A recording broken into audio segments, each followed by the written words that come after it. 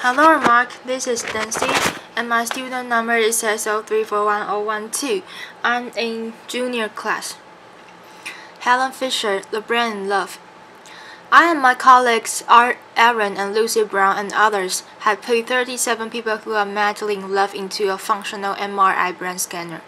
17 who were happily in love, 15 who had just been dumped, and we're just starting our third experiment, studying people who report that they're still in love after 10 to 25 years of marriage. So this is a short story of that research. In the jungle of Guatemala in Tikal stands a temple. It was built by a grandest son king of the grandest city-state of the greatest civilization of the Americans, the Mayas. His name was Jasso Chakawi. He stood over 6 feet tall. He lived into his 80s, and he was buried beneath this monument in 720 AD.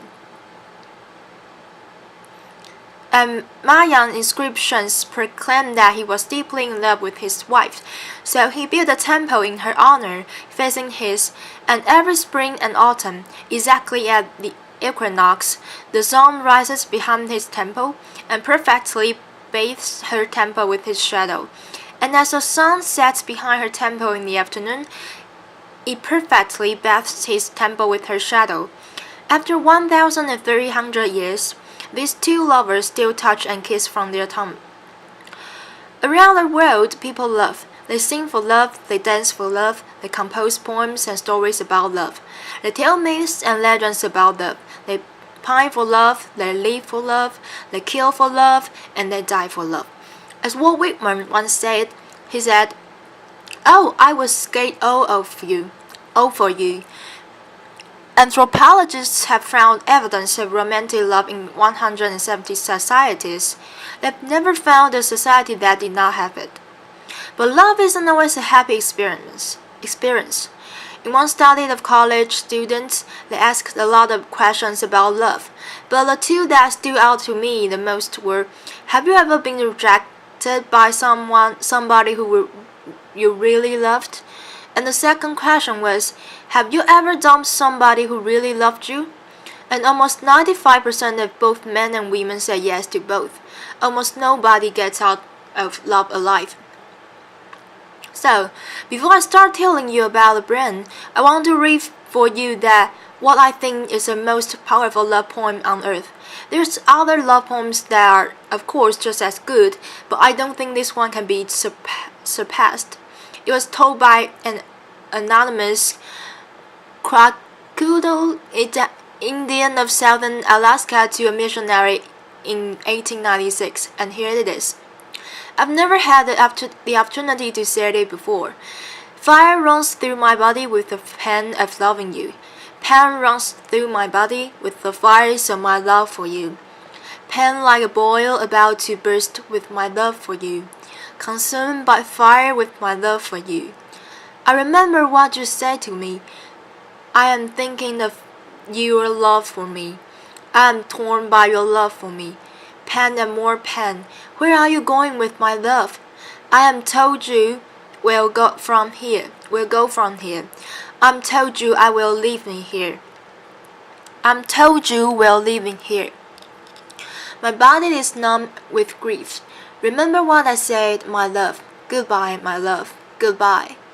Emily Dickinson once wrote, parting is all we need to know for help.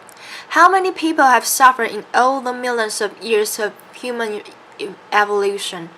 How many people around the world are dancing with elation at this very minute? Romantic love is one of the most powerful sensations on earth. So, several years ago, I decided to take into the brain and study this madness.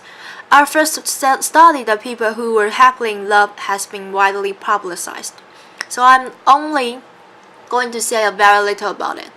We found activity in a tiny little factory near the base of the brain called the ventral tegmental area.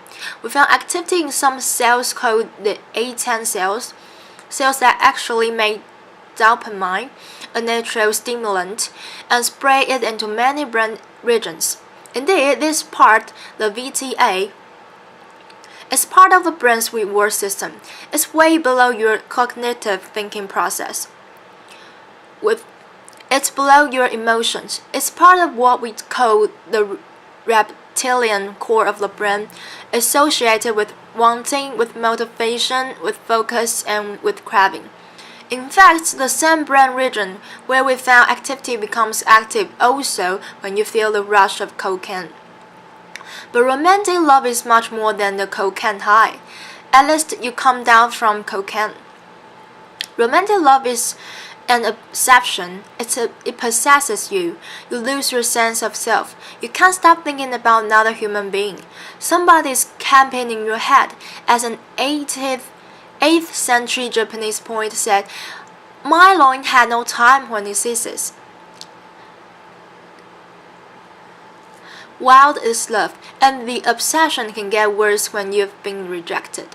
So right now, Lucy Brown and I, the neuroscientists on our project, are looking at the data of the people who were put into the machine after they had just been dumped.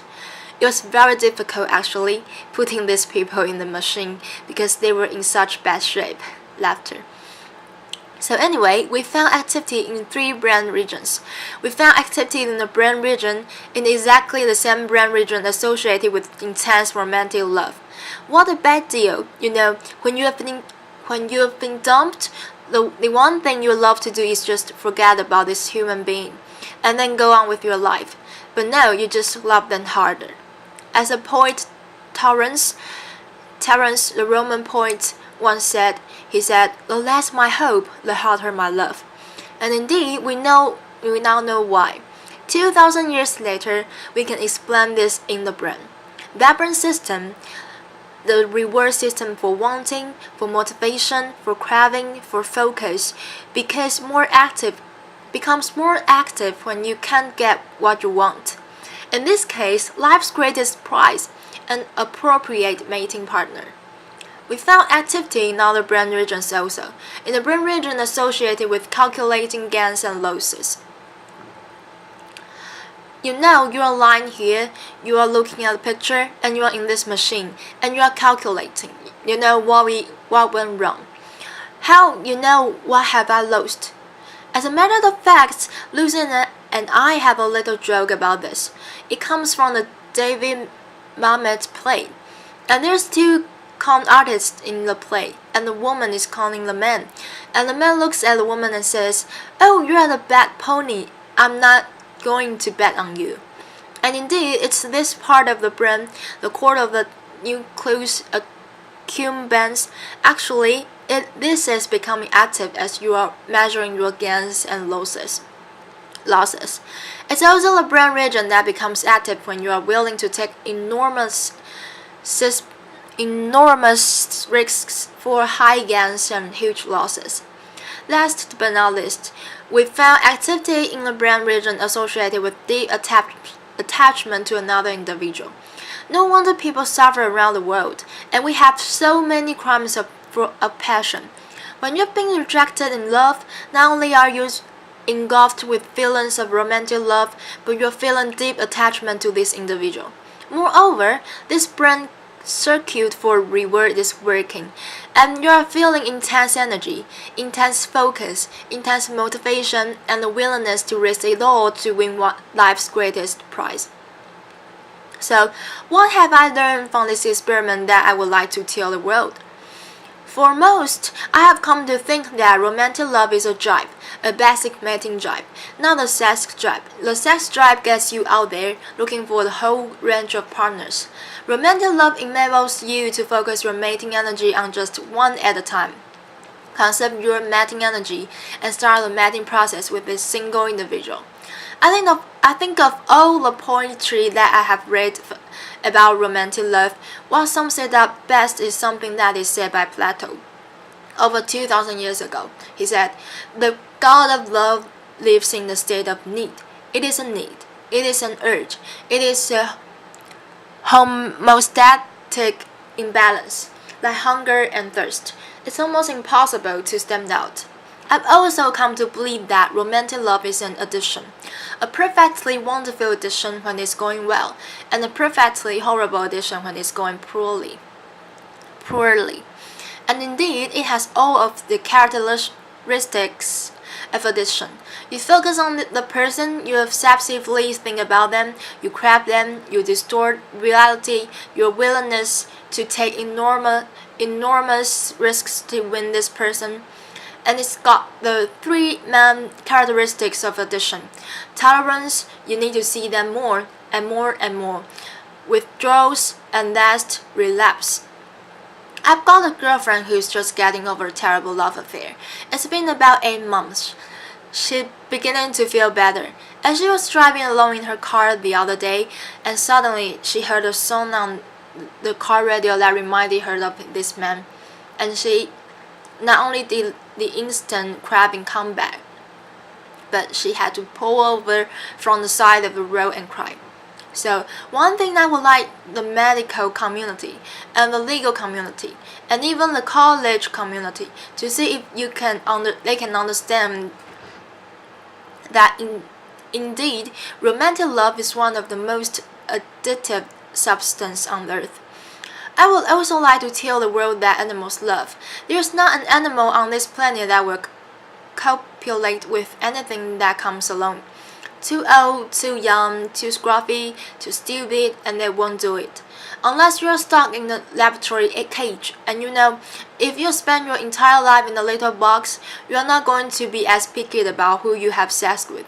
But I've looked in the 100 species, and everywhere in the wild, animals have favorites.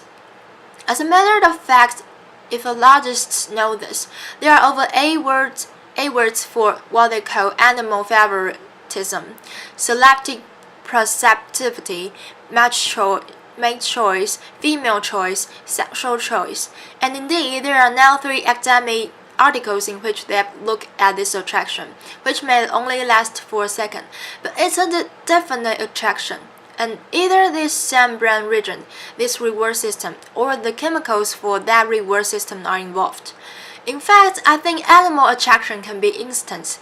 You can see an elephant instantly go for another elephant. And I think this is really the origin of what you and I call love at first sight. People have often asked me whether what I know about love has spoiled it for me. And I just simply said, hardly. You can know every single ingredient in a piece of chocolate cake. And then when you sit down and eat that cake, you can still feel that joy. And certainly, I make all the same mistakes that everybody else does too. But it really depends my understanding and compassion, really, for all human life. As a matter of fact, in New York, I often catch myself looking in baby carriages and feeling a little sorry for the tot. And in fact, sometimes I feel a little sorry for the chicken on my dinner plate when I think of how intense this brain system is. Our newest experiment has been hatched by my colleague, Aaron, putting people who are reporting that they are still in love in a long-term relationship into a functional MRI. We've put 5 people in so far, and indeed, we found exactly the same thing. They are not lying. The brain areas associated with intense romantic love still become active 25 years later. There are still many questions to be answered and asked about romantic love. The question that I'm working on right this minute, and I'm only going to say it for a second, and then is, why do you fall in love with one person rather than another?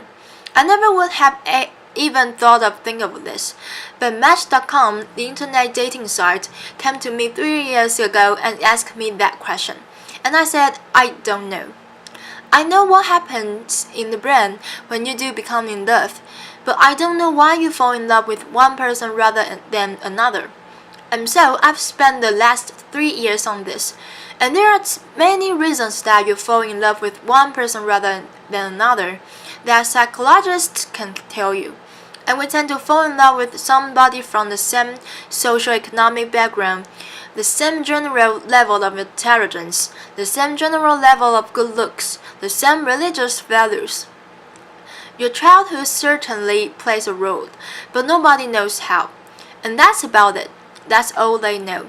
No, they've never found the way two personalities fit together to make a good relationship. So, it began to occur to me that maybe your biology pulls you towards some people rather than another. And I have concocted a questionnaire to see to what degree you express dopamine, serotonin, estrogen, and testosterone. I think we've involved 4 very broad personality types associated with the ratios of these 4 chemicals in the brain. And on this dating site that I have created called chemistry.com, I ask you first a series of questions to see to what degree you express these chemicals, and I'm watching who chooses who to love. And 3.7 million people have taken the questionnaire in America. About 600,000 people have taken it in 33 other countries. I'm putting the data together now, and at some point there will always be magic to love, but I think I will come closer to understanding why it is you can walk into the room and everybody's from your background, your same general level of intelligence, your same general level of good looks, and you don't feel pulled towards all of them. I think there's biology to that. I think we are going to end up in the next few years to understand all kinds of brain mechanisms that pull us to one person rather than another. So I will close with this. These are my older people. Faulkner once said, "The past is not dead. It's not even the past."